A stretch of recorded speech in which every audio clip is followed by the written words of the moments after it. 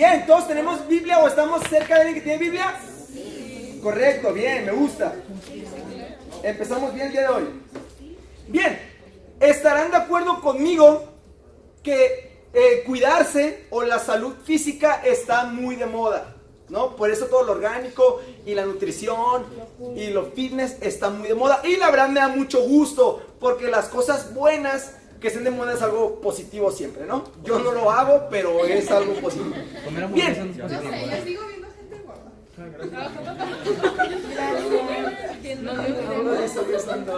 Visa, puedes proyectarte afuera. Bien, hay dos cosas que son muy buenas para la salud. Dos cosas muy buenas para la salud. Una es tomar agua. ¿Están de acuerdo? Tomar agua es bueno para la salud. Y la otra es hacer ejercicio. También es algo muy bueno para la salud. Ahora, esas dos cosas indiscutiblemente nadie puede decir que son malas. Son buenas como tal. Pero irónicamente, estas dos cosas usadas en exceso o incorrectamente pueden matarte. Pueden matarte. Increíblemente te puedes envenenar por tomar agua. Si tomas mucha agua, existe una enfermedad, obviamente, que no me la aprendí. Se llama hiponatremia. ¿Qué es qué? Que tus niveles de sodio bajan por tanto líquido y eso puede matarte, según los doctores. Marian, yo no sé, yo lo vi en Wikipedia y le creo, ¿verdad? Ojo, algo tan bueno, tan positivo para tu cuerpo, en exceso e incorrectamente te puede matar. Ahora, el ejercicio es muy bueno, ¿no? Aquí no nos caracterizamos los hombres por ser muy de ejercitarse, pues, pero deberíamos intentarlo. Pero el ejercicio en exceso te puede producir un trastorno que se llama vigorexia.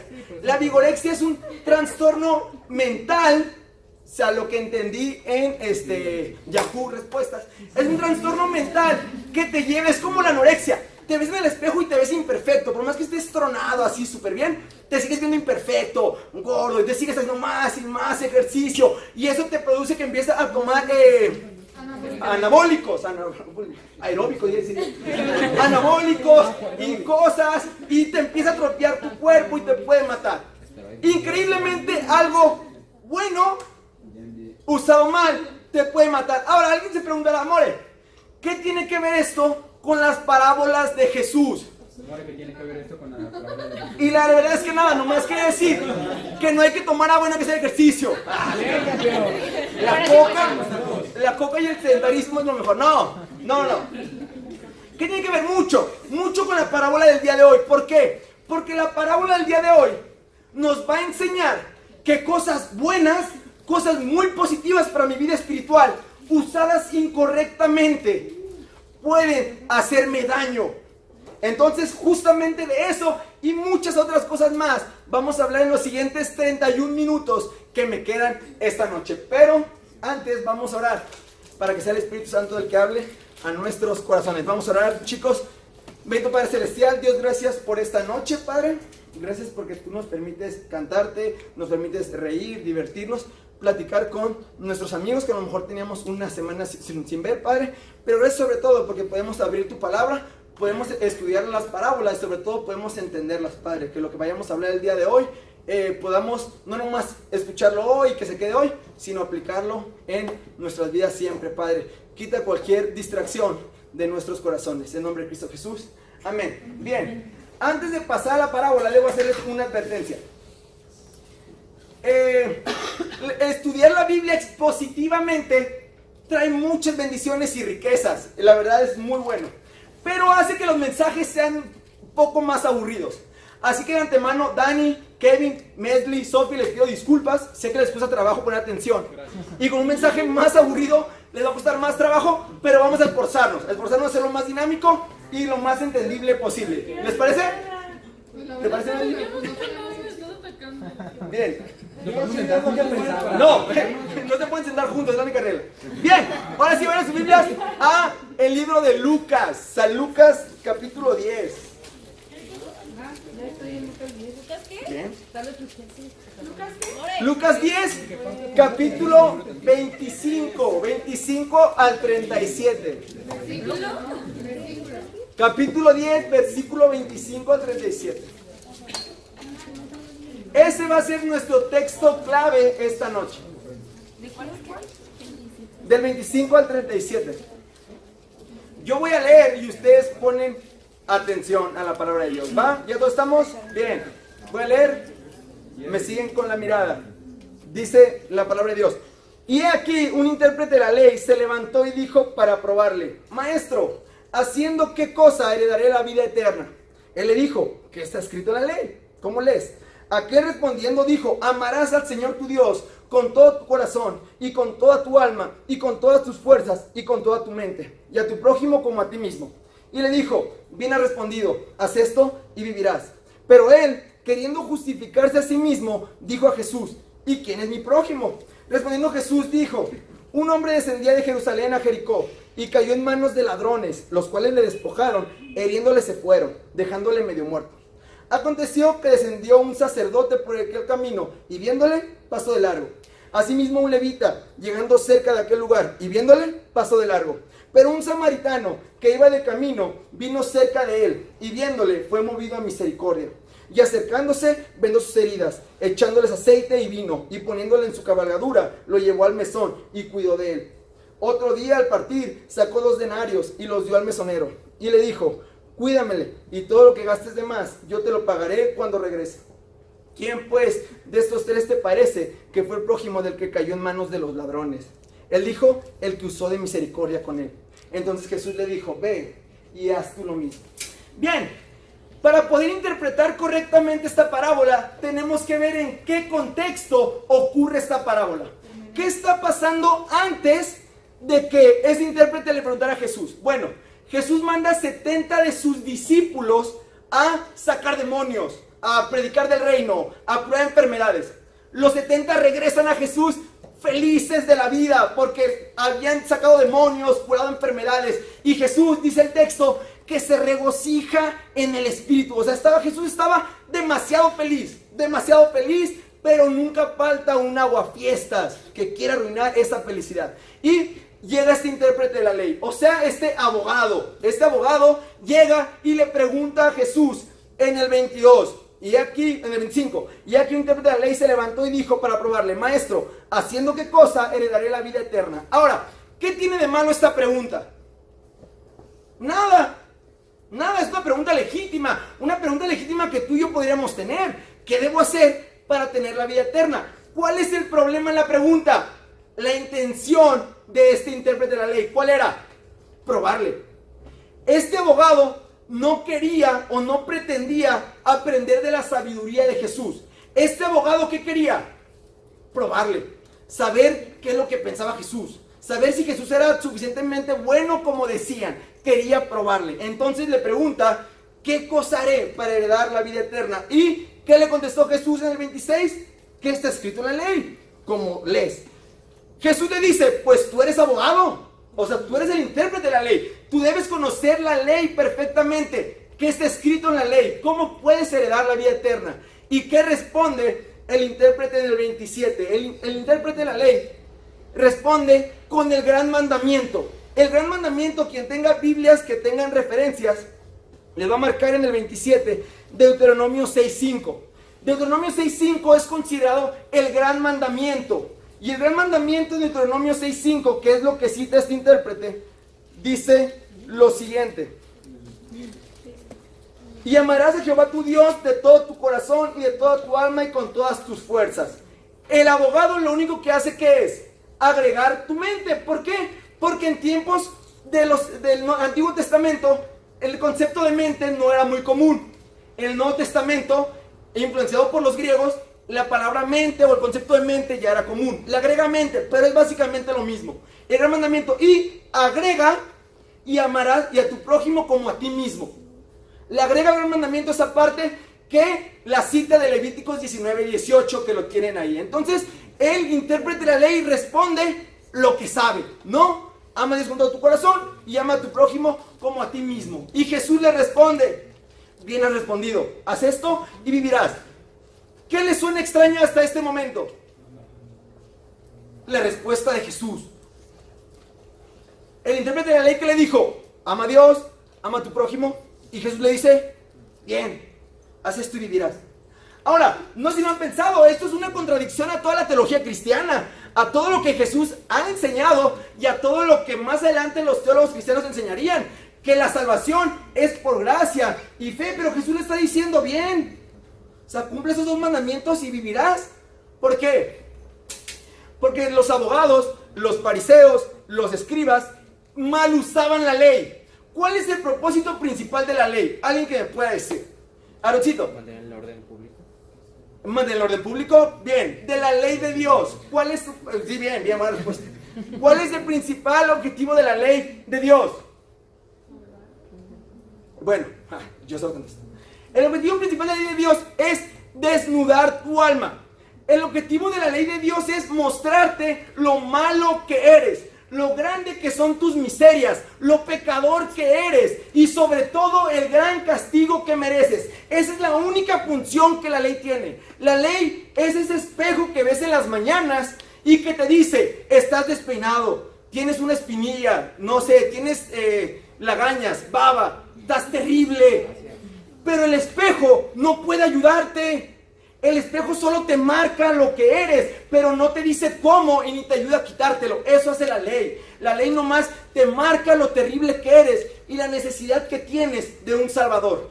Pero este abogado, al igual que los fariseos, mal usaban la ley porque ellos creían que en la ley estaba su justicia, que en la ley estaba la fuente de su salvación, porque ellos creían que ellos cumplían la ley perfectamente. Entonces ellos merecían el cielo.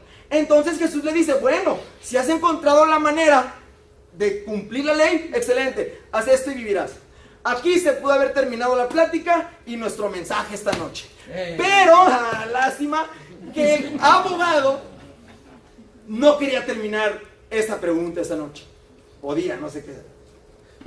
Él quería seguir probando a Jesús y le hace otra pregunta en el 29. Pero él, queriendo justificarse a sí mismo, dijo a Jesús, ¿y quién es mi prójimo? Ahora, ¿qué tiene de malo la pregunta ¿quién es mi prójimo? Nada, es una pregunta legítima que cualquiera podría hacer. Oye, More, ¿cuál es mi prójimo? Oye, Jesús, ¿cuál es mi prójimo? Pero ¿cuál es el problema? La intención. ¿Cuál es la intención del abogado? Justificarse. ¿Por qué? Porque los judíos eran un pueblo muy exclusivo. Los judíos odiaban o menospreciaban a los gentiles, a los no judíos. Y ahora un abogado o un fariseo o alguien que sabía la ley menospreciaba a los publicanos, pecadores, a todos menospreciaba. ¿Qué esperaba de respuesta este señor? Que Jesús le dijera, pues tus vecinos son tus prójimos, los que viven en tu vecindario, los que van a la iglesia, los que trabajan contigo, esos son tus vecinos. Y naturalmente, esas personas, ¿quiénes iban a ser? Judíos respetables. Entonces él iba a poder amar a judíos respetables sin ningún problema. Y esa era la intención de este abogado, que Jesús le dijera eso. Pues los que te rodean, pues ¿quién me rodean? Judíos respetables a los que puedo amar. Pero entonces ahí Jesús ya no responde algo tajante y empieza a contar esta parábola, que es la que vamos a estudiar esta noche. Esta parábola nos va a dar a 3 personajes, y en esos 3 personajes vamos a, cada uno nos va a enseñar una cosa, ¿va? Bien. Lo primero que hace Jesús, antes de mostrar esos 3 personajes, nos pone la escena. Nos pone la escena en el versículo 30. Dice, respondiendo Jesús dijo, un hombre descendía de Jerusalén a Jericó y cayó en manos de ladrones, los cuales le despojaron e hiriéndole se fueron, dejándole medio muerto. Ahora, si yo te pregunto, para ti, ¿cómo es una escena de un asalto? ¿Qué pensarías? México. ¿Pensarías en una colonia de mala muerte? ¿No? Unos cholos tumbados, no sé, entre la colonia Atlas, Oblatos, Jalisco, Echeverría, Villaguerrero, Polanco, Santana de los Negros, no sé, infinidad de colonias desgraciadamente pensarías, ¿no? Y piensas en cholos que van y te enseñan una pistola y te con lo que tienes, ¿no? Ese es un asalto. Esta escena es un poquito diferente. Esta escena es un poquito diferente y hay que meternos en la escena, como Jesús quiere que los que están escuchando se metan en la escena. Dice, respondió Jesús, un hombre descendía de Jerusalén a Jericó. ¿Dónde hemos escuchado Jericó antes? Correcto, Josué derriba las murallas de Jericó. Ahora, ese Jericó no es este Jericó. Jericó del Antiguo Testamento no es Jericó del Nuevo Testamento. Esta es otra ciudad que se encuentra aproximadamente a 30 kilómetros de Jerusalén. muy lejos. Aparte, el muro de Jericó es el nombre del muro, Jericó, y el otro lugar es un pueblo. No, o sea, Jericó en Antiguo Testamento sí era un pueblo rodeado de un muro. Pero este Jericó es otro pueblo edificado alrededor de un oasis. Entonces Jericó era una excelente ciudad para el comercio. Muchos comerciantes iban y venían a Jericó. Y el camino de Jerusalén a Jericó era un lugar perfecto para que los ladrones se aprovecharan de los comerciantes, ¿no? Cuando iba indefensamente un comerciante, los ladrones iban y lo apresaban. Lo que Jesús describe aquí no es algo totalmente nuevo. Todos hubieran ubicado perfectamente esa escena. A un ladrón robando y despojando a alguien de Jerusalén a Jericó. ¿Y qué dice que hicieron los ladrones? Le despojaron, le hirieron y se fueron, dejándole medio muerto. Le quitaron todo, lo dejaron desnudo y lo dejaron malherido, medio muerto. De tal manera que si nadie hubiera ido a ayudarle, ese hombre naturalmente hubiera muerto. Pero aquí aparecen nuestros tres personajes que son los que nos van a enseñar una cosa cada uno. El primer personaje que nos enseña que el conocimiento mal empleado nos impide amar a los demás. Un esgrimista vaya a sus Biblias a 1 Corintios 8:1. Si tú no le manejas bien, quédate perfectamente en Lucas, no pasa nada. 1 Corintios 8:1. No. Sí, perdón, sí, ese. No, o sea, no hasta que estén nadie, ya. En cuanto a lo sacrificado a los ídolos, sabemos que todos tenemos conocimiento. El conocimiento envanece, pero el amor edifica. Gracias, Metz. Bien, los que se quedaron en Lucas, sigamos en Lucas. ¿Quién es nuestro primer personaje? ¿Qué dice el 31? Aconteció que descendió un sacerdote por aquel camino y viéndole pasó de largo. Va caminando el sacerdote ve a la persona tirada y el sacerdote no puede identificar si está vivo o está muerto. Porque está ahí y no puede pedir ayuda, está tirado, no sabe si está medio vivo o medio muerto. Él lo ve y ¿qué hace? Se pasa algo, pero ¿por qué? Da miedo. Una opción puede ser que le dé miedo de alguna manera, ¿no? Porque si se lo lleva, ahora es responsable por eso. Si se lo lleva, es responsable por él, puede ser. No le importa. No le importa, también puede ser. Pero puede haber otra razón un poco más espiritual de por qué el sacerdote no lo hizo. El sacerdote lo ve, no puede distinguir si está vivo o muerto el sacerdote. Y se puede arriesgar a que esté muerto. ¿Y qué pasaría si está muerto? Un esgrimista, vaya a Levíticos 19. ¿Levíticos qué? Levíticos 19. 19, no es 19. 19 qué? 19 qué? Yo tengo del 11 al 13, pero No creo. no.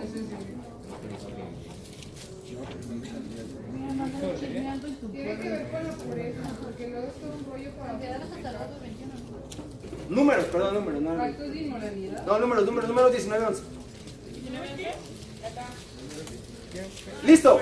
Números 19, 11 al 13, quien lo tenga. Dale, Ámbar. El retorcar el cadáver de cualquier persona será inmundo 7 días. Al tercer día se purificará con aquella agua, y el séptimo día será limpio, y al tercer día si al tercer día no se purificare, no será limpio al séptimo día. Todo aquel que tocare el cadáver de cualquier persona y no se purificare, el tabernáculo de Jehová contaminó, y aquella persona será cortada de Israel.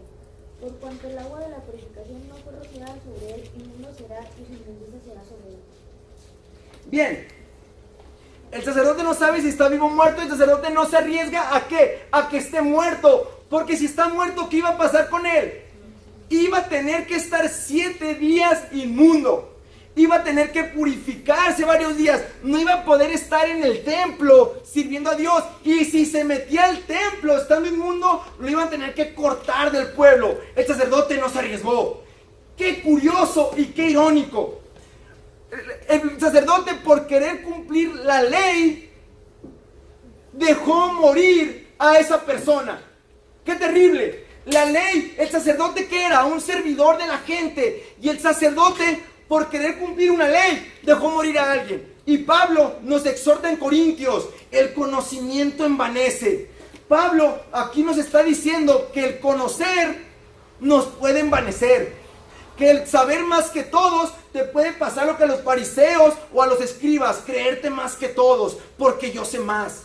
Y volverte más insensible, y volverte más frío e indiferente a los problemas de los demás. ¿Por qué? Porque yo soy mejor que los demás. Alguien podrá decir, more, qué fácil, pues no estudio y no leo. Si ese es el problema, pues de tajo lo cortamos y no sé nada de la Biblia. No, Pablo nos da la solución. ¿Qué dice? El conocimiento envanece, pero el amor edifica. Amigo, el conocimiento de la palabra de Dios debe llevarme a amar más a las personas.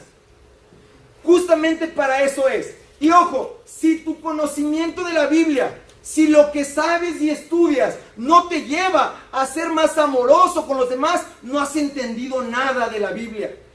El que más sabe de la Biblia en esta reunión de jóvenes debería ser el que más debería amar a los demás. Si no, algo estás haciendo mal. Porque ve lo que dice Pablo en Romanos 13, 9. Dice, porque no adulterarás, no matarás, no hurtarás, no dirás falso testimonio, no codiciarás, y cualquier otro mandamiento en esta sentencia se resume.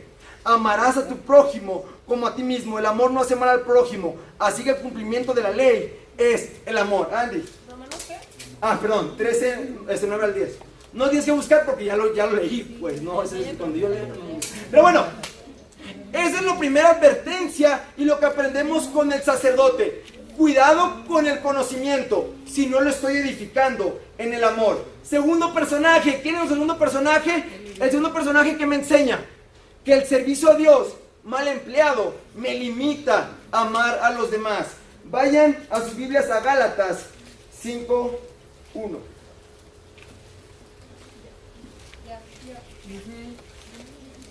¿Qué fue ese? Bien. Bien. Quien esté en Gálatas 5:1 lo puede leer, please. Estad pues firmes a la libertad con que Cristo nos hizo libres y no estéis otra vez sujetos al yugo de la esclavitud. Bien, los que estamos en Lucas, volvamos a Lucas porque nuestro siguiente personaje, ¿quién es? Dice Lucas 10:32. Asimismo un levita, llegando cerca de aquel lugar y viéndole, pasó de largo. Ahora, ¿qué era un levita? ¿Alguien mira qué era un levita? De la tribu de Leví. De la tribu de Leví. No, sigue. Discipuladora, increíble. Luisa, ¿qué era un levita? No tenían tierras y eran los de servicio a Dios, ¿no? La mayoría eran sacerdotes. Correcto. ¿Qué? Doblemente santos. Correcto. Había una ley que decía que todo primogénito era para Jehová. O sea, si tenías un cachorrito o un perro y tenía cachorritos, el primero se lo tenías que ofrendar a Dios, destriparlo y ofrendarlo. No, bueno, en perritos una oveja, así para eso. Una oveja bebé, imagínatela. No, de 1 año, ya era grande.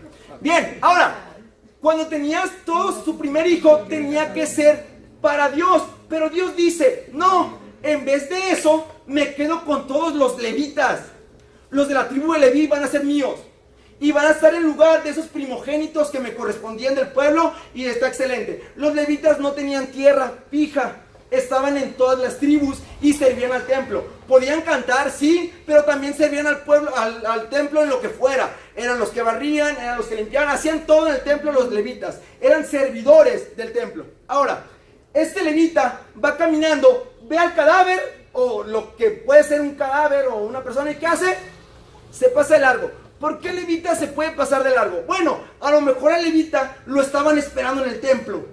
A lo mejor el levita tenía muchas cosas que hacer. A lo mejor era el de las llaves y tenía que ir a abrir. A lo mejor tenía una cita el día anterior y tenía que atenderla. El levita a lo mejor tenía muchas responsabilidades y no podía atender a esa persona porque era responsable. Ahora, cualquiera podrá decir, pues qué mal levita, ¿no? O sea, un servidor y no sé para ayudarle. Bien, juzgar al levita es fácil, pero volvamos al tiempo contemporáneo. Supongamos que Philip le da un ataque de bondad. Dios ablanda su corazón, algo que todavía esperamos, Philip, en Dios, ojalá un día. Philip se vuelve bueno y te invita a cantar en Celebrando la Vida, o sea, súper exclusivo, ¿no? Para estar acá arriba, bueno, exclusivo. Y Philip dice, va, ve y canta, ¿no? O sea, Luis, ve y canta, Marianne, Aarón, todos. Uno, o sea, uno en cada ejemplo, ¿no? O sea, no todos, uno en cada ejemplo, ¿no? Entonces, Porque el de todos ya estuvo. sí, porque el de todos ya pasó, ¿no? Entonces, Philip te invita. Y no nomás te invita Philip a cantar sin micrófono, como al Josu, no. Te invita. Bueno, eso pasó, fue verídico, la gente lo vio. No lo inventé yo. Es que tiene un vocerrón. Pero ese micrófono es como un Pavarotti, ¿no? Para que escuchara bien. Entonces, Philip te dice, tú vas a tener un solo, tú vas a dirigir, tú vas a ser el principal. Y ojo, tú te emocionas y no porque te guste el público, te emocionas porque quieres cantar y alabar a Dios y es una gran responsabilidad. Tú eres el que llevas las hojas para que canten, las notas musicales, eres muy importante. Vas en la carretera a Nogales y de repente, enfrente de ti hay un accidente aparatoso. Tú tienes dos opciones, como siempre. Uno, ser responsable. Ver a la persona y decir, bueno, ahorita que llegue la alabanza, el ensayo, vamos a orar por ellos y venga, ¿no? Pero te vas celebrando la vida porque es tu responsabilidad que salga el evento bien. O dos, quedarte y ayudar. Y que celebrando la vida, le haga como pueda. Aquí a lo mejor ya no es tan fácil. Aquí, ¿qué harías? ¿Me explico? Y ojo, la religiosidad es el peor problema que un cristiano sincero tiene. Ojo, ¿por qué? Porque un cristiano simpatizante, pues el pecado es su principal problema. Pero el cristiano sincero, el que busca agradar a Dios, la religiosidad es un problema. ¿Por qué? Porque la religiosidad te hace creer que ser religioso está bien y no te das cuenta cuando eres religioso. Es terrible. Y el mismo sistema de la iglesia te hace ser religioso. Un ejemplo. Vamos a usar de ejemplo a Carmina. No, pues, están más perdidos, ¿no? Carmina, quien no ha tenido oportunidad de platicar con Carmina, hágalo. Muy buena onda, muy simpática, la verdad. Es de esos chicos que como líder te hace decir vale la pena, ¿no? Sí, porque si a lo mejor tuviéramos 40 Danis en la reunión dirías, no, me retiro. Pero ves a las Carminas y dices, vale la pena hacerlo, ¿no? Ahora, Carmina no viene de un trasfondo cristiano como muchos, ¿no? A Carmina a lo mejor se le complica venir de repente o ir a la iglesia.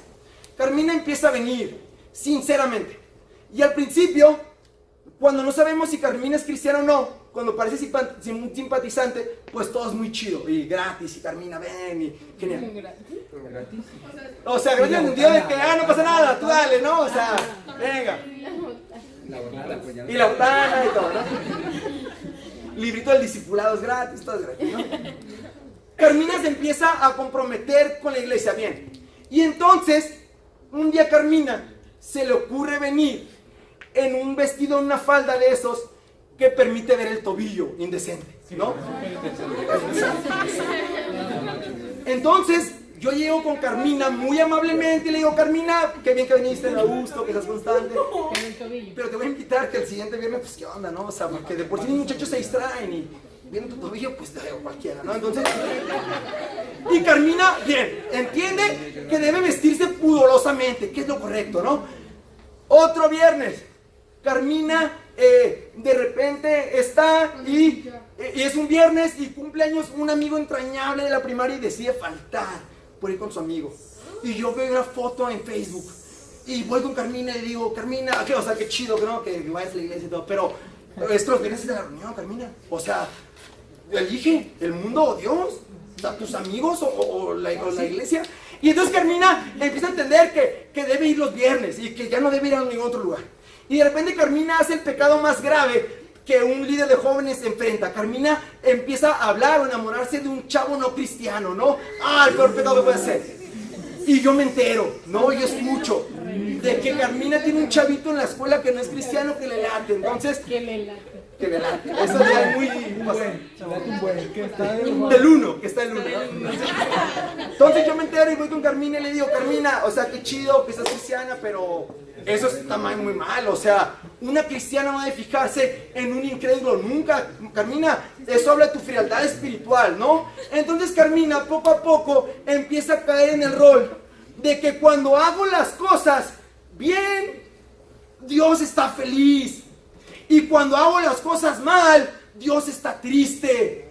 Y los predicadores chantajistas de repente te la aplican así. Si haces mal, Dios te ve triste y se enoja. Si haces bien, Dios está alegre y feliz. No, así como el perrito chihuahueño de enojado triste. Así, terrible. Te pone una imagen de Dios terrible. Y muchos de nosotros, jóvenes, vivimos esa religiosidad. Por eso la religión cristiana no es atractiva para los jóvenes. Por eso muchos de ustedes vienen a cumplir solamente. ¿Por qué? Porque viven en eso. Porque creen que venir un viernes, bien, hice ya la buena obra. Y si no vengo y alguien me dice me siento mal porque le fallé a Dios, ¿me explico? Y la religiosidad, primero, te impide tener una buena relación con Dios porque te distorsiona, que solo está esperando a que te equivoques para enojarse. Y no es eso. Y dos, tampoco te permite amar a los demás. Porque una, solo estás observando lo que se equivocan para decirle que está mal y que está bien. Y dos, porque es más importante cumplir las obras que amar a los demás. La religiosidad te limita totalmente a amar a Dios y al prójimo. Por eso Pablo nos exhorta en Gálatas. Están firmes en la libertad. ¿Cuál libertad? La que Cristo nos dio. De saber que solamente es por los méritos de Cristo que Dios se agrada en mí. No por mis obras, nunca. Solamente es por la fe en los méritos de Jesucristo que Dios puede sonreírme. Y que sin esos méritos Dios estaría enojado todo el tiempo conmigo, no importa lo que haga. Lo segundo que aprendemos con este levita es que si nosotros malentendemos el servicio, entonces no estamos sirviendo a Dios. Chicos, si tu cristianismo y tu servicio no te lleva a amar a los demás, estás negando tu cristianismo. Y Juan lo dice perfectamente en su primera carta, capítulo 4, versículo 20, dice: si alguno dice yo amo a Dios y aborrece a su hermano, es mentiroso. Pues el que no ama a su hermano, ¿a quien ha visto? ¿Cómo puede amar a Dios a quien no ha visto? Si tú no estás pudiendo amar a tus hermanos, entonces probablemente estás viviendo la religión cristiana y eso no te va a llevar a nada. Y bueno, aparece nuestro tercer personaje, y nuestro tercer personaje que nos enseña que la misericordia me lleva a amar, y amar tiene un costo. Vayan a sus Biblias, el esgrimista, a Mateo 9:36. Si no eres esgrimista, Lucas es una zona segura. 36. ¿Qué dice? Ahora todos están bien buena. ¿Habías que no? No, déjame que lo lea, Luisa. Otro esgrimista que no sea esgrimista como Luisa. Mateo 9, ¿qué? 36. Jenny. Y al ver las multitudes tuvo compasión de ellas, porque estaban desamparadas y dispersas, como ovejas que no tienen pastor. Bien, gracias Jenny. Una esgrimista perfecta. Bien, Jenny. Bien. ¿Quién es nuestro tercer personaje? Dice el 33, pero un samaritano que iba de camino vino de cerca a él, y viéndole fue movido a misericordia, y acercándose vendó sus heridas, echándole aceite y vino, y poniéndole en su cabalgadura lo llevó al mesón y cuidó de él. ¿Por qué Jesús elige un samaritano? Porque eran discriminados y vistos como inferiores porque eran judíos mezclados con otros pueblos. Ah, eso. Ya nos vamos. No, es que le pasaste el tema antes, ¿no? La realidad es que Luis y yo elaboramos el tema en la semana. Bien. ¿Quiénes eran los samaritanos? ¿Quiénes eran los samaritanos? Los samaritanos, ¿se acuerdan de Roboam? ¿Quién se acuerda de él? ¿De quién? Roboam. ¿Quién? Era un rey, ¿no? Un rey hijo del gran Salomón. Pero Roboam tomó malos consejos e hizo que el pueblo se dividiera. 10 tribus al norte y 2 al sur. Los del sur, ¿quiénes eran? Los judíos, los que adoraban en Jerusalén, su capital Jerusalén. Los del norte, los israelitas del norte. ¿Cuál era su capital? Samaria. Samaria es su capital. Llegan los asirios y conquistan Israel, a los del norte, y se los llevan y hacen una mezcla. Entonces ellos eran israelitas mezclados con muchas tribus. Su teología era una mezcla entre lo israelita con otras cosas. Los judíos los despreciaban, pero también los odiaban.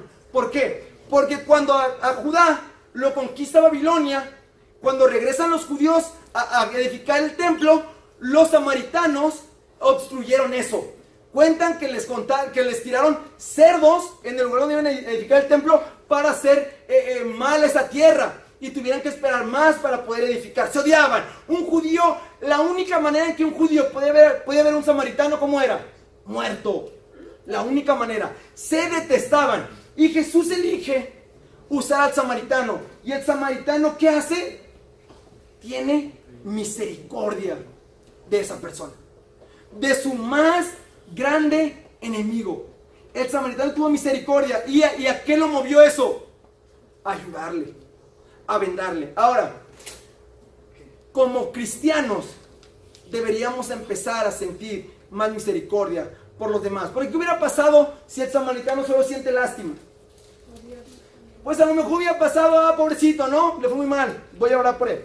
O si me encuentro a alguien en el camino, le voy a decir, pues que lo ayude. Eso es la lástima. Y sabes, como cristianos muchas veces solamente sentimos lástima por los demás y no misericordia.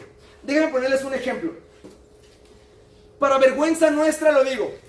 Los cristianos solemos ser muy discriminatorios con otras religiones o sectas que se autodenominan cristianas. Nuestros favoritos para discriminar son los católicos romanos. Y si han estado en alguna clase Crece, siempre hay un comentario de ¿por qué los católicos creen eso? O ¿cómo los católicos pueden hacer eso? O tengo un amigo católico que hace esto. No, siempre. El cristiano menosprecia al católico siempre. Bien, yo trabajo por el centro, ¿no? En Pixel Print, la mejor imprenta de la ciudad, si quieren ir algún día. Pixel. Ahí te va a una impresión rápida. Bien. En media hora y Caliente. Bien. Y paso mucho por el Parque Rojo. Y en el Parque Rojo hacen muchos eventos sociales, culturales y religiosos. Te roban también, ¿no? Y a veces religiosos. Y una vez unos católicos estaban haciendo un evento religioso en el Parque Rojo. Y yo iba caminando y me encontré a una señora muy linda, muy tierna, como de 60 años. De esas que te van a abrazar, ¿no? Y me dio un folletito, ¿no? Me lo dio de lo que estaban anunciando, no sé, me lo dio y me hizo una pregunta. Me dijo, ¿eres católico? Y le dije, no, soy cristiano. De veces que te da vergüenza, ¿no? No, pues soy cristiano, ¿no? Porque no sabes qué te voy a decir. Y me dice, bueno, y me preguntó, ¿pero estás bautizado como católico? Y le dije, sí, desde chiquito, la verdad. Y me dijo, se te nota. Y yo pensé que era un cumplido. Y sí, no, era un cumplido, porque soy un chico bueno, pues no sé. Y le dije, de verdad sentí que era un cumplido. Le dije, pues muchas gracias, ¿no? Y ya me iba. Y me dijo, deberías volver a la iglesia, porque una vez que eres bautizado, pues para siempre, ¿no? O sea, deberías volver. Y yo me sentí halagado y le dije, pues muchas gracias. Y seguí mi camino. Ahora, este evento tierno me hizo reflexionar algo.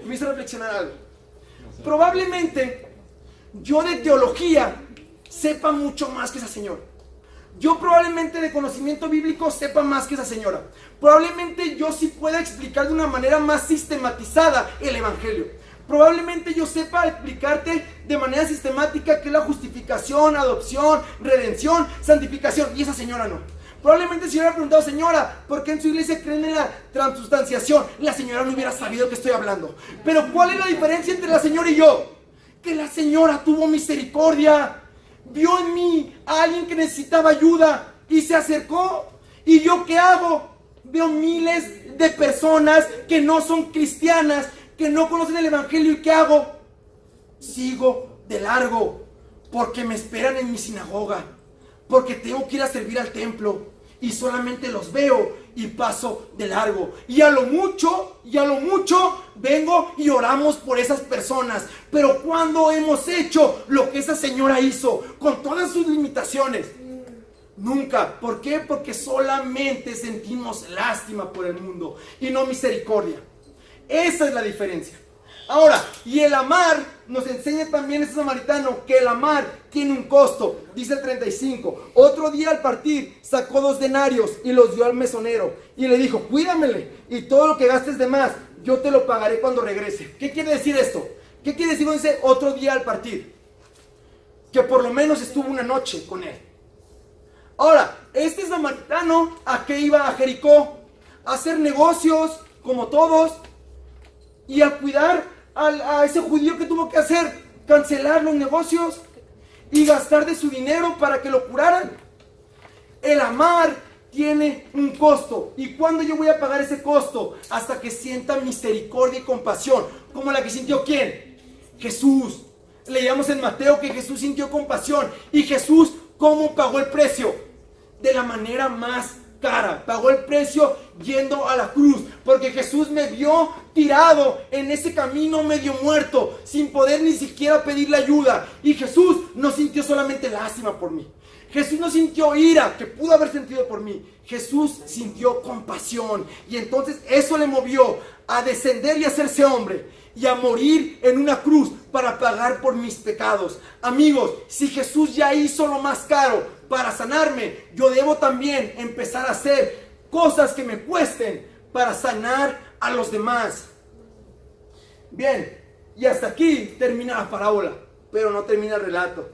Dice, le hace Jesús la pregunta más fácil que le han hecho a este abogado en su vida. Le dice, ¿quién pues de estos tres te parece que fue el prójimo del que cayó en manos de los ladrones? Y él contestó, el que usó misericordia con él. Y aquí Jesús responde la pregunta, ¿quién es mi prójimo? ¿Quién es mi prójimo? No hay límites. Cualquier persona a la que yo pueda amar es mi prójimo. ¿Y qué debo hacer con mi prójimo? Amarlo. Deja de pensar y buscar justificación como este abogado. Es que mi prójimo no son todos. Que mi prójimo solo es... No, mi prójimo son todas las personas con las que me encuentre. Mi familia, compañeros, amigos, la persona que está enfrente de mí en el súper o en el banco. Todos son mis prójimos y a todos debo amar como a mí mismo. Y para terminar, Jesús dice una expresión tan simple, tan práctica, pero tan sublime como mucho de la teología cristiana. Dice, ve y haz tú lo mismo. Eso le dice al abogado y eso nos dice a nosotros esta noche. Pues entonces ve y haz tú lo mismo. Amigos, dejemos de ser un grupo de jóvenes y dejemos de ser personas que solamente piensan en ¿qué? En nosotros. Dejemos de ser un grupo de jóvenes que solamente sentimos lástima por mi hermano. Lástima por mi hermano, que yo veo que es rebelde, yo veo que su vida va sin rumbo. Lástima, voy a orar por él.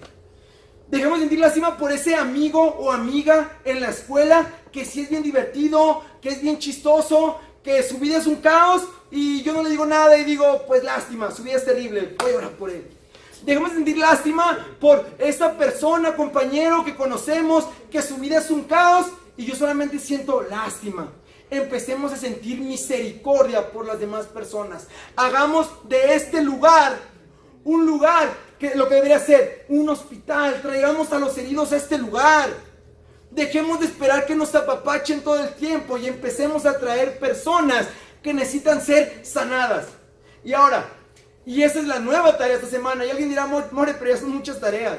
No, estudiar la Biblia, enfocarme en mis hermanos de la iglesia y enfocarme en las personas de afuera. Es muchísima tarea, más mi vida, ¿no? Eso debe ser muy cansado. Y ahora, déjenme terminar con lo que dice Gálatas 6:9. Dice, no nos cansemos pues de hacer bien, porque a su tiempo segaremos si no desmayamos. ¿Qué nos dice Gálatas? Sí, es cansado. Sí es cansado el preocuparte por tu vida espiritual, preocuparte por tus hermanos de la iglesia y preocuparte por los de afuera. Es cansado. Pero ¿qué nos dice Pablo? No te canses. O sea, aunque la tarea sea cansada, no te canses para que puedas cegar. ¿Qué se necesita hacer para cegar? Sembrar, cosechar. Chich, nos habló la semana pasada de cosechar. ¿Qué debemos cosechar entonces con los demás? Amor, amistad, amabilidad, ternura, paciencia. Empecemos a sembrar eso con las personas. Y dirás, More, ¿pero en qué tiempo? Pues entonces, levántate más temprano, duérmete más tarde, estate menos tiempo en las cosas que te gustan, de tal manera que todo el tiempo hagas cosas buenas. Y vas a decir, ¿hasta cuándo, More? ¿Cuánto tiempo tengo que durar con este ritmo? Y la respuesta es, hasta que desmayes. Hasta que tu cuerpo no tenga energía y te desmayes. Si tú hoy no has desmayado haciendo el bien a los demás, entonces te falta mucho más por hacer. Yo la verdad nunca me he desmayado por tanto trabajar en hacer el bien a los demás. Me falta mucho por hacer. Cada uno de nosotros póngase a pensar, si tú ya has desmayado en hacer bien a los demás, excelente, vas bien. Si no lo has hecho, entonces te falta mucho más por hacer. Seamos un grupo de jóvenes que amemos a los demás hasta desmayar. Seamos como este buen samaritano. Vamos a orar para terminar. Bendito Padre Celestial, Dios, gracias por esta noche, Dios, y gracias porque tú nos salvaste del camino, Padre. Gracias porque estábamos heridos, estábamos medio muertos, estábamos muertos totalmente espiritualmente, Dios, y tú fuiste y nos salvaste. Gracias, Cristo, por esa salvación, y permítenos ahora a nosotros también dar por gracia lo que recibimos por gracia, poder amar a las personas que están afuera, que necesitan de ti, que van en un rumbo sin dirección más que al infierno, y nosotros solamente los vemos y nos seguimos de largo, Padre. Permítanos ser un grupo de jóvenes que ame a los demás y que traiga a este lugar a las personas que te necesitan, Dios. Todo te lo pido y agradezco en nombre de Cristo Jesús. Amén. Bien.